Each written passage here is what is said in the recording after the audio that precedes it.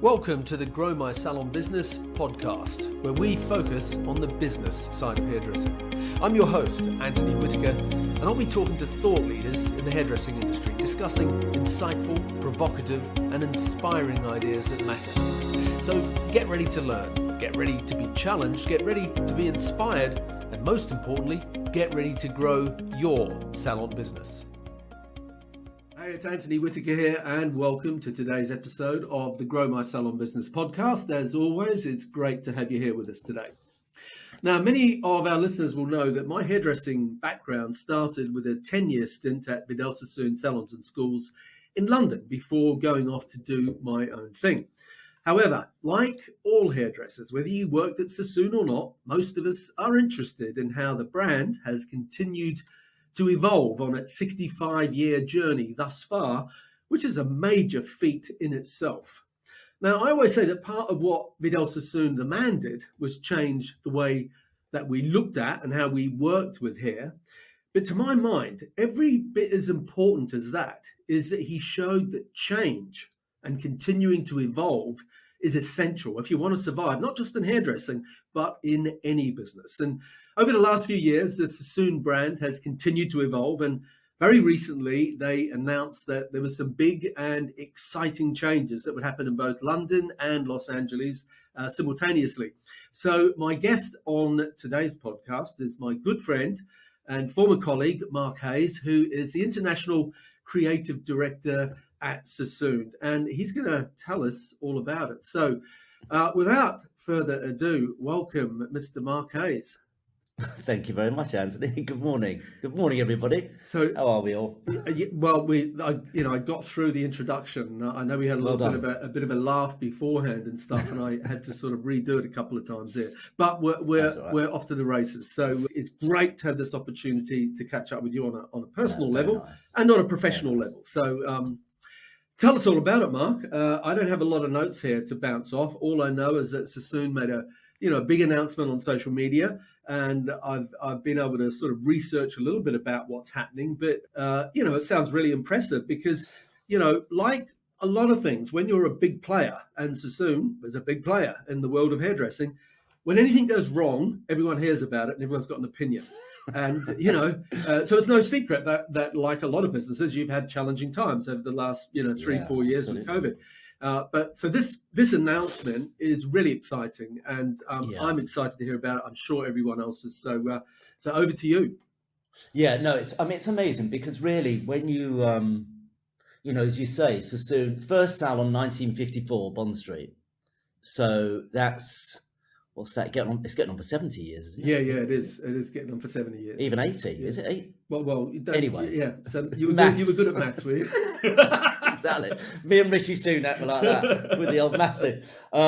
So yeah, exactly. Yeah. So the thing with it is that we've been looking at this for a while now, and I think we have got a number of plans with the new space. So we've called it House of Sassoon. What does that mean? It means that we're combining in London and in Los Angeles. We're combining a salon space with an academy space, with a studio photographic space in one location or in two locations, one in London, one in LA. And they're going to be the House of Sassoon. So they will, in a sense, be the nucleus of everything that goes on Sassoon-wise in terms of education, in terms of clients, in terms of producing the imagery and everything else is all going to be housed in one location, which obviously, as you know, Anthony, you've experienced the Sassoon vibe, if you like, the energy of it. When you get all those creative people together, and I'm not just talking about the creative team, I'm talking about the whole Sassoon family, if you like. It's such a powerful, exciting thing that I think, in a sense, this is not just a new location for Sassoon. It's like a relaunch of the brand, because, as you say, the industry's been a challenge, certainly over the last 3 to 4 years, with various things, COVID and all the stuff that we know has happened to the world globally, and Sassoon has been affected by that. Sassoon, but I think during that time we were actively making plans of how we were going to come out of this, because we knew we would. So how are we going to come out of this? And the House of Sassoon concept was kind of born out of looking at what we've done up until now with education, with salons, with all the stuff that we know Sassoon stands for, and thinking about how do we respond to the way the industry is developing in the 21st century. Obviously we've seen huge changes, certainly in the last 10 years, of how people interact with the industry and what have you. So it's partly a response to that, and trying to find ways to, as I say, relaunch, reinvent, reinvigorate the brand so that the next 65 years is going to be as exciting and chaotic as the last 65, which is part of the brand's charm, let's face it. You need to get chaos in there. Well, 65 years is a long time for any business. If you think of all of the big businesses in the world today, I don't know, Apple, Amazon, Alphabet, I mean, they're all, 10, 20 years old. I mean, 65 years and continuing to evolve it's crazy. is a big deal. There are very few salons that reach 65 years of age. Well, especially when you think about the industry, the beauty industry, which obviously hair is part of, is quite a fickle kind of thing. Things change and things move quite quickly, and fads and trends and gimmicks and whatever you want kind of come and go. And I think that's true. I think that's what happens. I always think that Sassoon, it's a double-edged sword, isn't it? Being around for that long, it kind of on the one side of the blade, it speaks of consistency, of quality, of something, that side of stuff. On the other side of the blade, it could say, old fashions that stayed kind of, So I think you have to be mindful of that. The brilliant thing is that the team, really Sassoon is and always has been about the team. In fact, the last conversation I ever had with Vidal, which was kind of quite emotional, he said to me, who are you? No, he didn't say it. He said to me, don't think I ever underestimate why my name is still in the public consciousness. That was like one of the last conversations we had. Don't think I ever underestimate why my name is still in the public consciousness, because he knew that the reason people are still into Sassoon, what they do, is, yes, of course, Vidal back in the day, but it's more about the team now. And I'm lucky enough to have spent every single day of my working life at Sassoon, and I've seen all these incredible people, and still incredible people now. When I look at what the team do now with hair, I still kind of think, wow, I'd never thought of that. I wish I had. But I never thought of doing that. Or how, so it's still innovating all the time, and I think that's the key to it. I think more than anything else, when I say about creativity, I don't just mean creativity with your hands. I mean creativity with your mind, with your heart, with everything. People who stay at Sassoon for any length of time have it in their blood, in their DNA, in their passion for it, in a total sense. You care about it deeply. You can't help but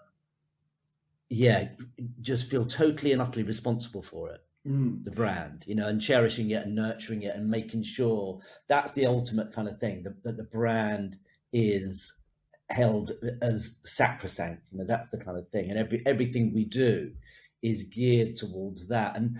And sometimes it's kind of almost subconscious. It's a subconscious thing. You don't think about it, you just do it, and you at the expense of everything else, the brand has to be represented in the right way.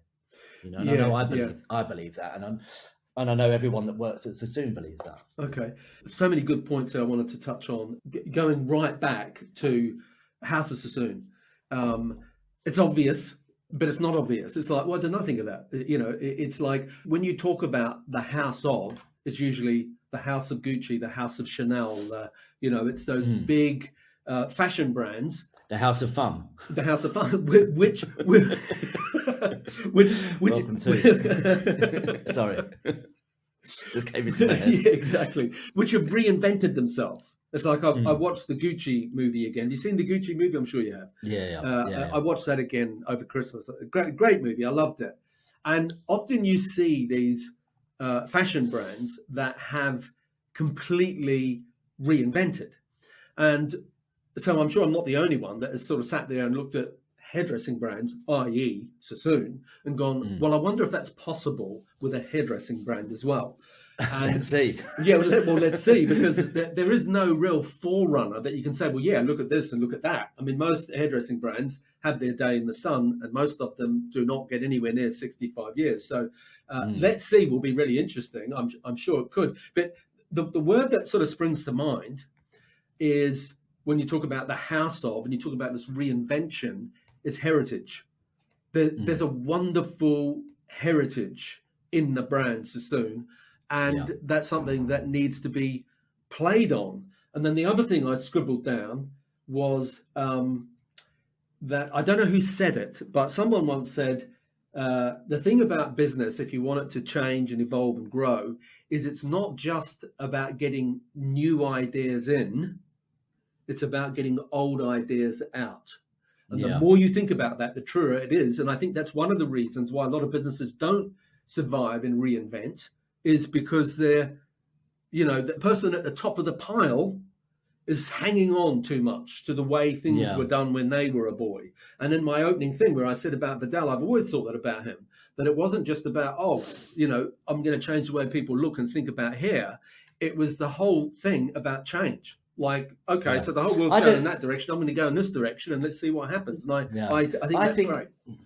I think you're right. I think Vidal, I always think, obviously when you look back over 65 years or whatever, you can kind of see something of a path, of a direction. Do you know what I mean? But when you're in it, when you're doing it, you're just doing what you're into, I think. And I think that's what, to be honest, when I really think about Vidal and Roger and Christopher and all those guys back in the day, at the very beginning, I don't think any of them thought, in 65 years' time, me and you are going to be sat here talking about they were just doing what they were into. Yeah. They were doing what excited them. They were doing what, they would, like we all do at the time.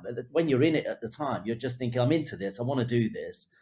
You might have some kind of vague notion that it will lead somewhere or be successful or whatever, or be popular or whatever. But I think at the time, you can only do what you're into, really. And I think with the House of Sassoon, really it was about Debbie, our CEO, Diane, myself, and a few other people sitting around and saying, right, okay, well, look, if we're going to move forward, with the brand and coming out of COVID and all the stuff that's happened to us, what do we want the brand to look like? Obviously education is a massive part of the DNA of Sassoon. So education, obviously the salon part of that, getting all the team together was a big thing, getting all the team in one place. But then also, one of the other things we wanted to do, so we've got the education, we've got the client, the salon base, we're bringing the team together. But then also looking at the industry, we were thinking, well, there's probably lots of people out there that have either worked at Sassoon or studied with Sassoon that would like to be part of the family. We know we've got students coming from all over the world, and have done for the last 50, 60 years to educate with us. But why don't we grow that a bit bigger? So in a sense, it's like in the Blues Brothers, getting the band back together. With, if you've studied at Sassoon or you've worked at Sassoon and you want to be part of that family again, we're setting up a thing, we're calling it ambassadors, like a private membership thing, where you can hire a space in the House of Sassoon and work out of there on a freelance basis, that sort of thing.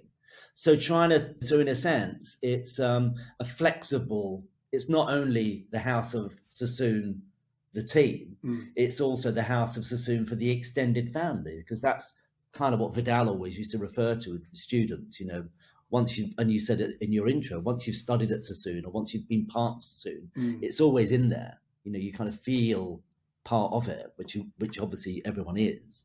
So we're opening that up as well. So it's not just the brand itself, it's extending the reach of the brand so that you can come and be part of it however you wish to be. Great. Okay. Who came up with the name? It's sort of House of Sassoon. I think Michael Reinstein might have done, actually. I'm not sure. Good. Okay. Vidal Sassoon's the bloke's name. I don't know if you know that. Yeah. Is the geezer's name above the door. House of Sassoon just seemed to, as you said earlier, House of Gucci, House of Chanel. It just seemed to embody the whole thing. And above the door is going to be Vidal Sassoon. So it's kind of. Oh, really? Okay. Oh, that's Vidal. interesting. Yeah, Good. yeah, Okay, so you talked a couple of times about getting everyone under one roof. So does that yeah, mean there's a consolidation happening?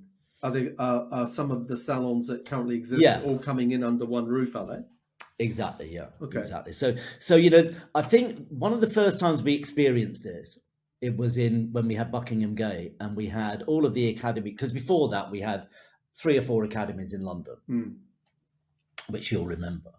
And we decided to bring everyone together, and the kind of energy that created was so palpable. You walked in the space every morning, and you've got you got 20, 25 teachers there with all the students, 200 students or what have you. The reception team, the leadership team, the offices at the back. It was a bit like Bond Street used to be, back in the day. It was a bit like that. Walking in, you're like, wow, this is amazing. I remember when I first went into Bond Street, back in the day as an assistant, and you were just like, geez, it was packed with people and things and music and phones, and the energy of it was it was like the first time you kind of felt that pace of Sassoon. The pace of things that happen, and you have to get on that train, otherwise you get left behind. So I think Buckingham Gate had that energy about it, and in a sense, Greek Street and our location in Wilshire Boulevard in LA will have that energy because everyone will be in one location. So I think I'm imagining it's just going to be every day you go in there, there's going to be so much stuff happening. Okay. You just mentioned Wilshire Boulevard. These two things, London and Wilshire Boulevard in Los Angeles, they're happening simultaneously. Basically. Well, 8 hours apart, but yeah, exactly. Okay. So what was the thinking behind that? Was there some great rationale behind doing them both at the same time? The sort of relaunch of the brand on a sort of global, Well, I think, scale? I mean, obviously, we needed a location in London, and so that was the first thing. So we had to find a location for London, obviously, since COVID and Buckingham Gate kind of went away. So we were looking at that, and then really when we started to look at that part of the project, we sort of thought, well, actually, if we're going to do that in London, if we're going to consolidate and bring the team together and have this House of Sassoon concept, why not replicate that in Los Angeles as well? Because obviously, Debbie's based in LA, Michael's based in LA, so there is a certain, even though I suppose in a sense the heritage of Sassoon is London, right when you go right back to Bond Street, there is a certain amount of balance now between London and Los Angeles, the character of the brand. So I think it kind of made sense. We've just moved into Wilshire Boulevard, well, recently anyway, into Wilshire Boulevard. So it's just introducing the concept into that as well. And the concept we have is a very simple one, consolidate the team, bring them all into one building, generate all the excitement and the energy, and invite alumni, if you like, of Sassoon to come and be part of it. So that it works anywhere. These are the first two. So it's not the. I mean, there may be more. Yeah. So it's not the old location in Wilshire Boulevard. There's a new location, is it? It's the location we moved to from Santa Monica.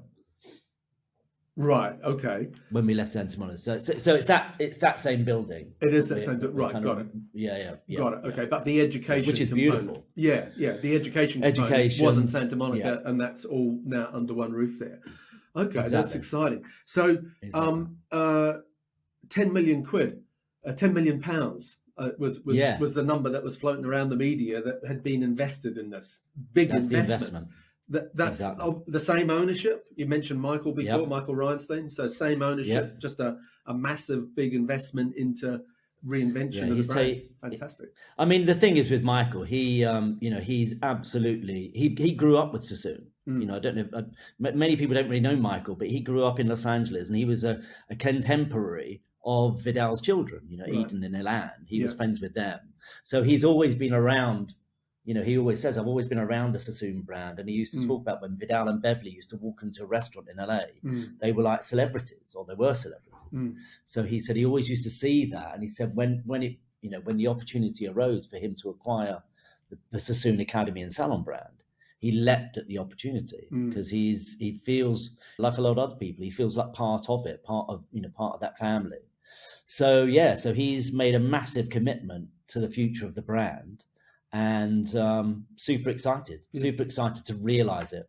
Good. And what about other salons in the US? Are they still happening? Like New York, is that still a happening thing? And Toronto, New York, Canada, is that still happening? New York, Boston, Washington, Toronto, Scottsdale in Arizona. Right. Those are the salons that we have, and obviously Beverly Hills that we have. And this concept is starting in London, Los Angeles, and who knows, maybe New York would be next. Something like that would be super exciting as well. Yeah. So it's really a relaunch of the brand. It's a relaunch of the, I really believe that. I think it's a not just a new location or a new concept. It's a relaunch of the entire brand. And I think that's the way the team are looking at it as well. The team are super excited about this concept of working together. And, I always loved that Andy Warhol factory sort of thing. Yeah. Minus the drugs.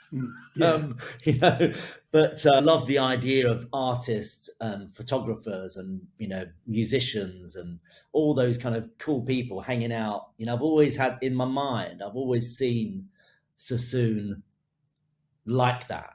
I think, when you and I were in the academy together, we had that kind of, it was that energy. You finish work, you finish the teaching during the day, and you might have like models coming in the evening, or you'll go to the pub after work and you sit there and you come up with more ideas, more stuff. In fact, some of the best ideas were created over a pint. Most of them, to be honest. So you kind of lived, eat, and breathe it. And I think that's still happening now. Right. Okay. Good. That's still the energy of the brand now. Good. So when does it open? Is there a fixed date in the sand here for this to happen? Well, the big opening will be Salon International. That's what we're planning an event on Saturday evening at Salon International, where everything, hopefully the paint will have dried. So Salon International is the big launch, but we're kind of it's in phases. So June the 1st is the first phase where the salon will locate. Then we're going to bring in the diploma students, the long-term students, then weekly students, and then over so it's like a 3 or 4 month period of moving into the space. And then October will be fully operational. Okay. You mentioned, this will just come back into my head. You mentioned that the salon in Greek Street, the new salon, the House of Sassoon, is going to be called Vidal Sassoon. And I can't remember how long ago it was, 10 years ago or something. It was sort of like the name Probably Vidal disappeared off everything, and it was just to be called Sassoon. And now it's being called House of Sassoon, which I love. I think it really sort of says this is heritage, this is solid, this has been here forever, this is a hub or whatever the word is. What was the thinking behind going back to calling the salon Vidal Sassoon? Again, I think, certain things, it just felt right. The name, Vidal Sassoon. I mean, when I first turned up at Sassoon's door back in the day, and you got that Vidal Sassoon, the name above the door, kind of stood for something, And yes, we made a decision probably about 10, 15 years ago now, if not more. To change to Sassoon. And the reason for that is we had Sassoon Academy, Sassoon Salon, Sassoon Professional, the product line. So it was kind of Sassoon, and I think, whatever you want to think about that, it was, it's a bit like Chanel. Chanel is just Chanel. It's not Coco Chanel, it's Chanel. And Saint Laurent the same, and what have you. Balenciaga. So there is something to be said for just one name. But then when we were doing this, I thought, it would be super cool just to Vidal Sassoon, just to rebrand it as Vidal. This is Vidal Sassoon, because there is something there's just something about that name. That everyone, and Sassoon kind of works with something after it, like Sassoon Academy, but Sassoon just on its own, I don't know, it's just not quite as compelling as Vidal Sassoon. Okay, good point. So there was no other reason than. It's just, it's the original thing. So you see, I think, when you were saying earlier about, the brand change, the difference between change and remaining the same. I think there's room for. I thought you were going to say something else actually, because I think it's great coming up with new ideas, and the launch of the House of Sassoon is a new idea. It's a new thing for the brand.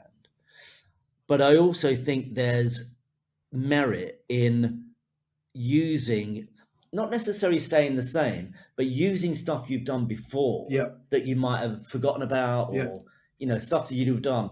And I always say to people that coming up with ideas is not the difficult thing. Anyone can come up with ideas. It's executing the ideas. That's the thing. And Vidal, one of the things that he always used to say was, if you come up with something good, do it and move on. Yeah, that was it. That was his thing. Do it and move on. If you've got a good idea, execute it and move on to the next thing. And I think that's what I try and work on the team with. They come up with a cool idea, whether it's hair or anything else. Come up with a cool idea. Okay, great. Now let's execute it and then move on to the next thing. Make sure that's done properly, obviously. Yeah, and then move on to the next thing. That's where you earn the right. It's coming back to that word heritage again. You don't have heritage when you've been open 5 years or 10 years or 20. It just isn't a thing. Until you have really earned your stripes. And heritage doesn't mean old. It means, we have heritage behind this brand. We have done we have a back catalogue of stuff, which you only can do in time to reinforce a degree of credibility and history and place in the market that isn't for sale. So look, I think it's I think it's super. I mean, I think when you look, we were saying about other brands earlier on, Chanel and what have you, they all use their heritage. Yes. Every single Chanel show opens with that little wool boucle suit thing. Yeah. However it's designed, and whoever's designed it. For sure, for that brand, they always open with that look. Yeah. So Balenciaga is probably the most recent huge brand to reinvent themselves. Yeah. And so I think Sassoon is in that league, certainly in terms of the years it's been around. Yeah.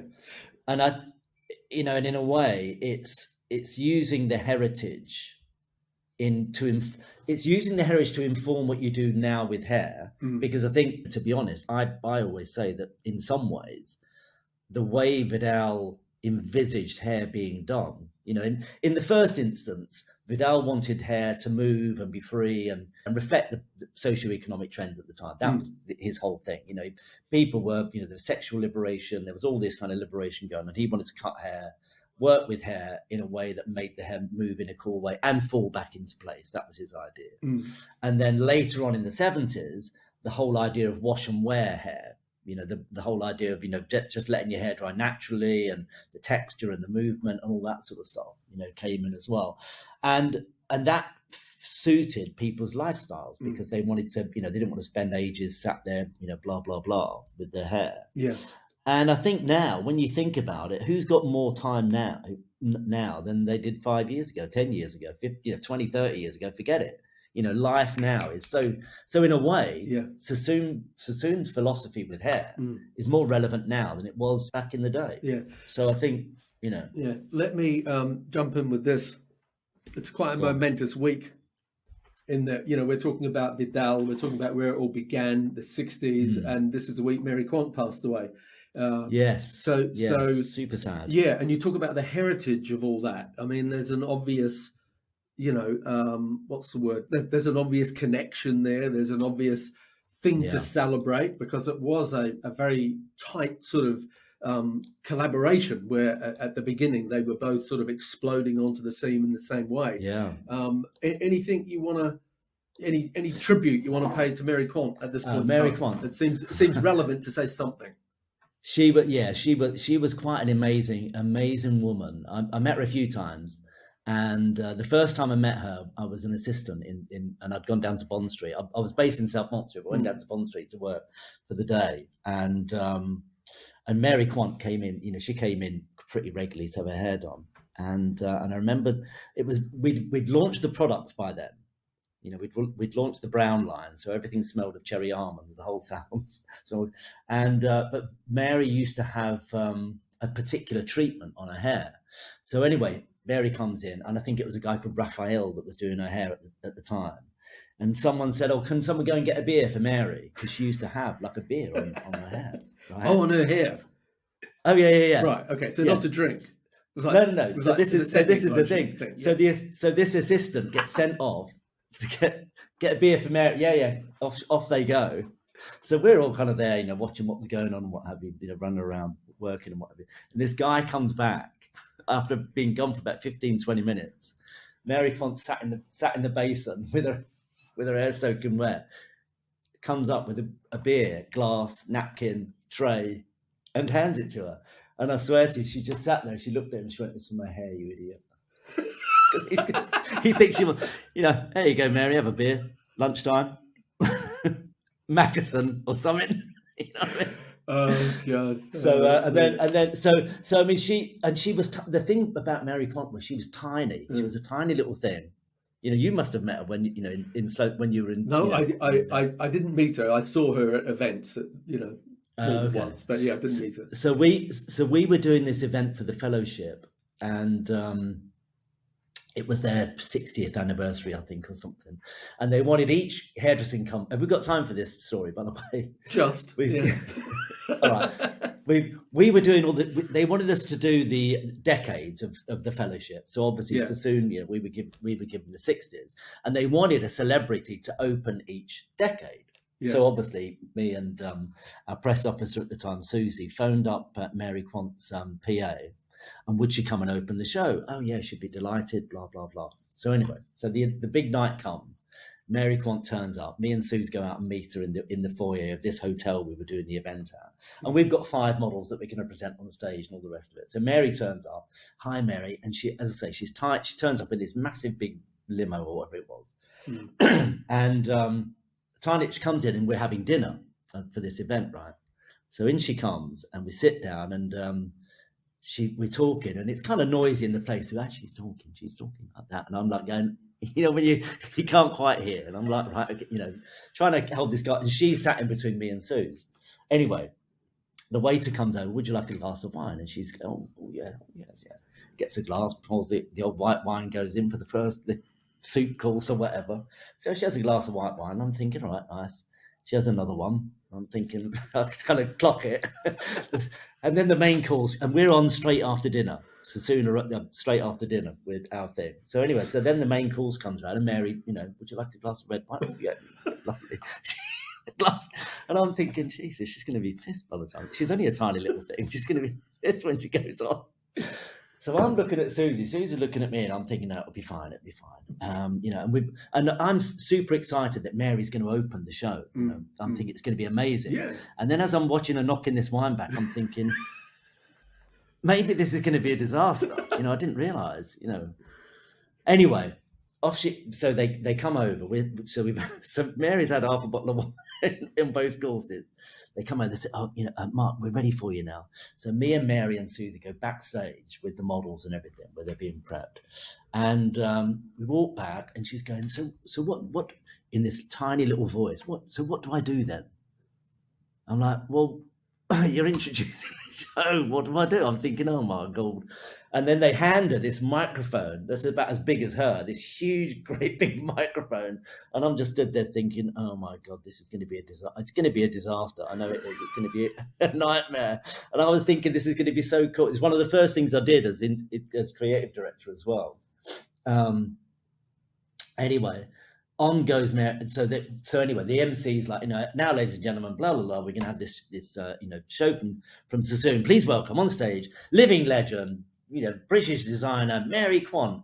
The whole place erupts, right? The whole place. Everyone stands up. Everyone's applauding, cheering. It just goes on and on. It's about 2 or 3 minutes of like applause and cheering. Amazing. And she's just stood there with this microphone, and then the applause sort of stops, and I'm thinking, right, come on, Mary, come on, stood backstage thinking, go on.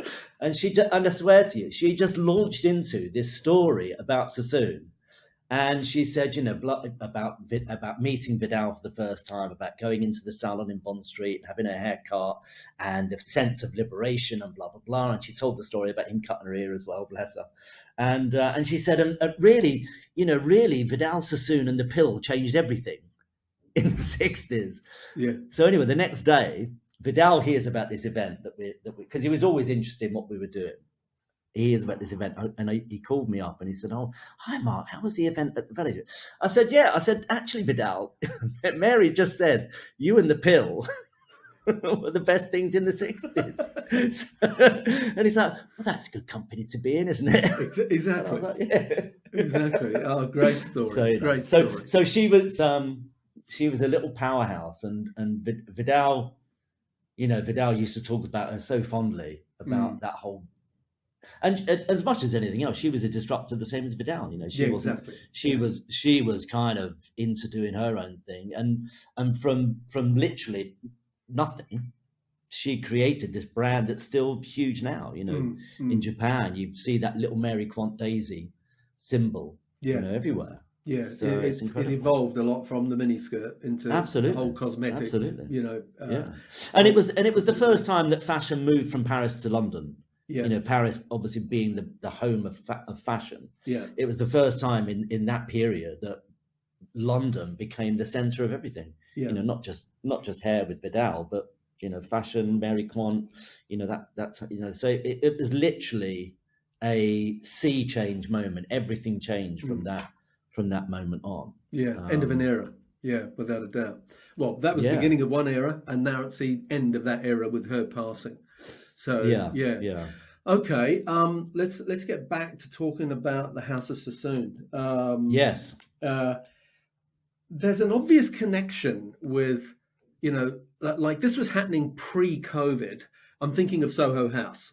That this whole idea of members clubs and that were a working space, a restaurant, a bar, a club, whatever you want it to be. It would mean different things to different people. And I may be wrong, but I'm sort of anchoring that on the original Soho House model. And now Soho House has expanded. It's many countries around the world, huge business.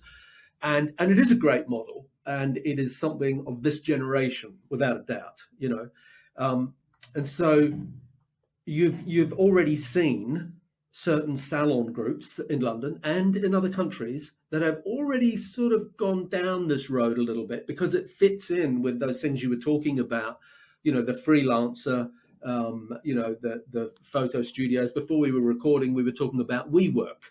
And again, the whole WeWork model of a place where people come together and do something and then go their own way. Very exciting. So I'm not even sure what I'm asking you about here. I'm just sort of trying to get you to talk to us about that, because if I just go back to what you were saying before when I said about Vidal and change, and you went, but at the time no one was thinking that change was such a big deal, and that's right.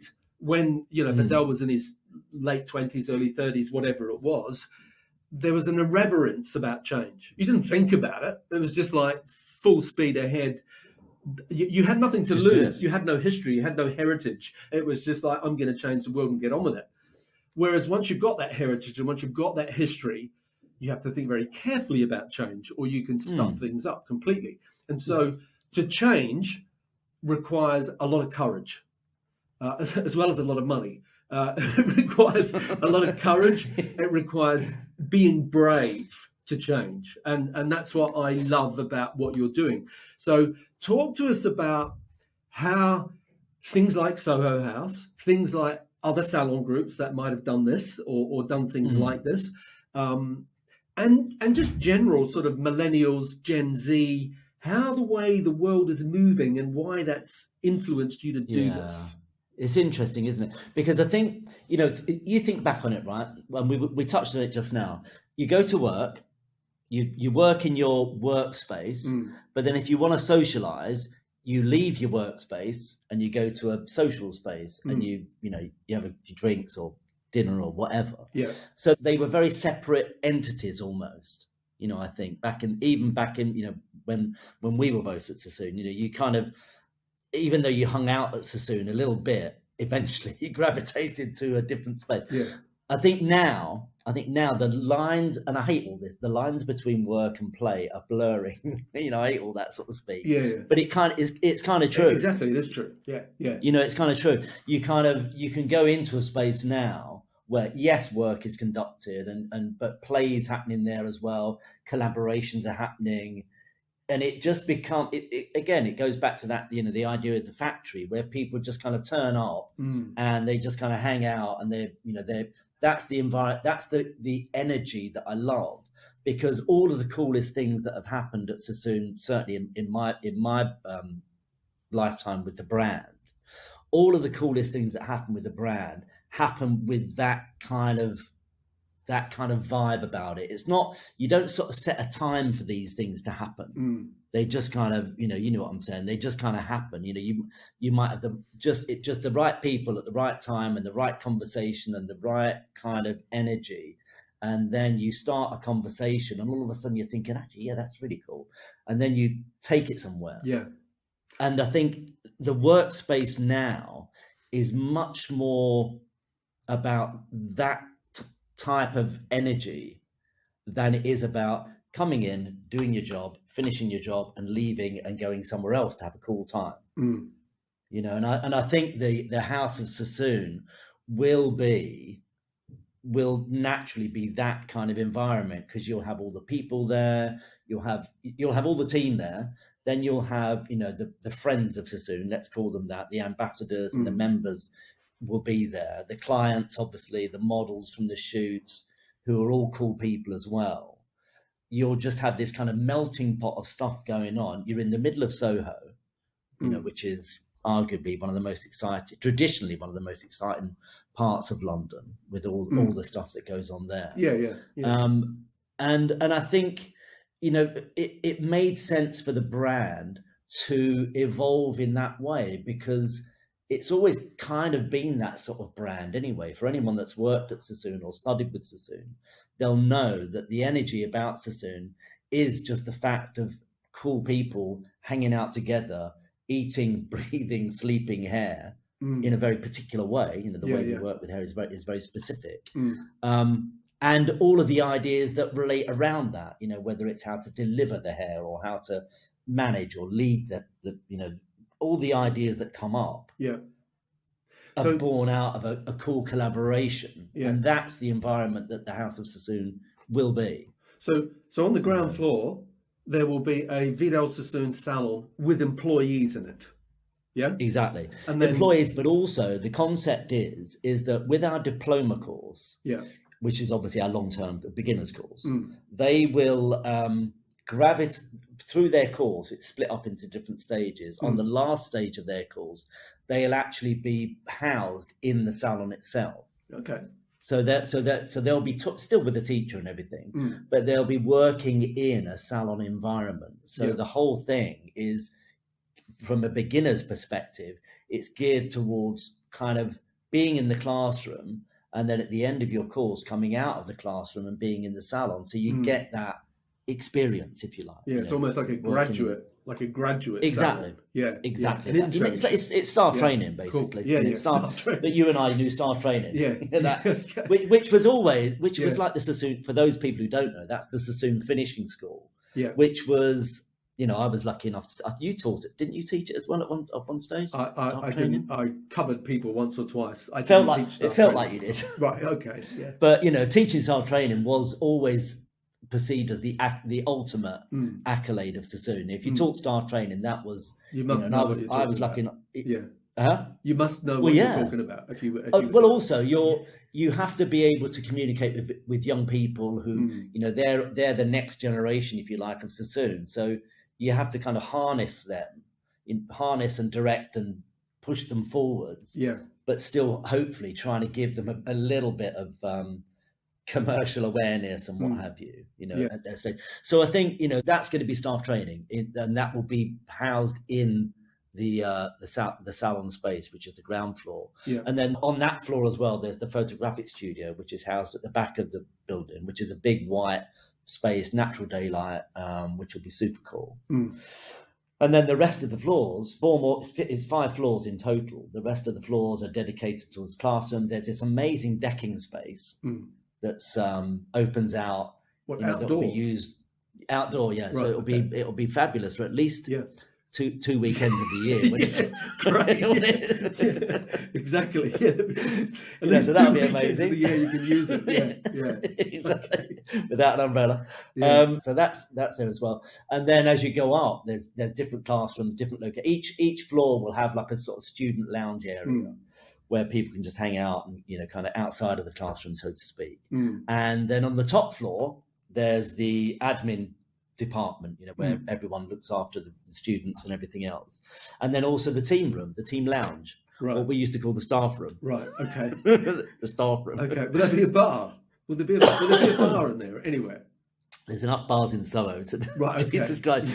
You step out. I'll tell you what. You step outside the building. There's a bar on the left. There's a bar opposite. L'Escargot is opposite as well. Do you remember L'Escargot, the restaurant? Yeah. Okay. So there's about 4 bars within staggering distance of the place. But it's that thing you said before. It made me think of Starbucks, where Starbucks had this,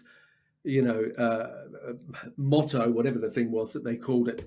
They talked about Starbucks originally as being the third place, because before that, the third place. You had work, you had home, and then you had the third place. That wasn't home and it wasn't work, and all of a sudden, and it wasn't the pub, but you'd go there at 10 o'clock in the morning, you get your laptop out, you'd have a coffee, and you'd work for a couple of hours, you'd have meetings and all that sort of stuff. So I think that was in some ways a sort of the forerunner of merging, as you said, this blurred line of where's work, where's home, whatever. And I know now a lot of big corporate spaces do have like concessions in them that are only for the staff, whether it's a gym or whether it's a restaurant or a bar or coffee shop or whatever, so that it all goes on within that building. And there's a lot to be said for that. Well, one thing I just want to ask about, I know we have to wrap up in a few minutes, but the membership thing, the freelance sort of working space, how will that work, or hasn't that been nutted through yet? Like, who can do it? What will it cost? When alumni of Sassoon. Okay. Yeah. Essentially, it's anyone that's studied or been employed by Sassoon. Right. That's the way to be honest, Anthony, some of this is kind of work in progress. Sure. This is how we're thinking right now. Is that anyone that studied or as I said, worked at Sassoon, if they feel as though they want to be part of the Sassoon family again, there'll be like a membership fee that they pay, and it will credit them for a certain amount of hours that they can use a chair for. And they'll probably, I think there's going to be like membership models, like different sort of ways to monthly or annually or whatever. All the memberships will be valid for London and Los Angeles. So if you are an international jet setter and you want to do clients in London and LA, you can do that. So I think really it's kind of trying to find a way that if you want to work for Sassoon in a different way to the traditional employment model, that's an opportunity. That's an opportunity. So in a sense, that's kind of why we're doing it, because people, talking about work-life balance and that sort of stuff, back in the day, we worked 5-6 days a week, 7 days a week, all the hours of God said, that's just what you did. Whereas younger people now, I don't think younger people want to work less hard. I hate it when people say, young people, they just want everything now. They don't want to wait. And I'm like, well, no, because they've grown up in the digital age. My children who are now 20, Jamie's 29 and Lucy's 26, they don't remember the world without the internet. Without mobile. That doesn't exist. It's not their fault. No, exactly. We kind of, you and I grew up in an age before mobile phones, so it's still somehow it's still a bit of a novelty to us in a way, that you can just connect onto a phone and just find out anything you want, blah, blah. So I think young people, they want to work differently. Exactly. Well, in fact, they don't even want to work differently. They just want to work how they want to work. And they kind of see the way we used to work. Flexibility, and doesn't mean they don't want to do great things and do cool things, but they have a different perspective on the way that work plays out in their lives. And I think, we said earlier about the blurring between work and life and or work and play rather. I think that's just different. It's just different now. It's just different. And I think sometimes it's kind of tricky for us to kind of get our heads around, because we're used to. What do you mean you don't want to? What do you mean it's 10:30? You're going home. What is it, half day? Which think this is a game? You know what I mean? But yeah.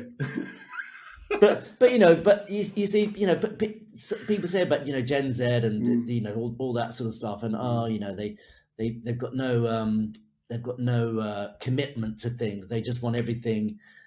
And I know that's not true. I know you have children.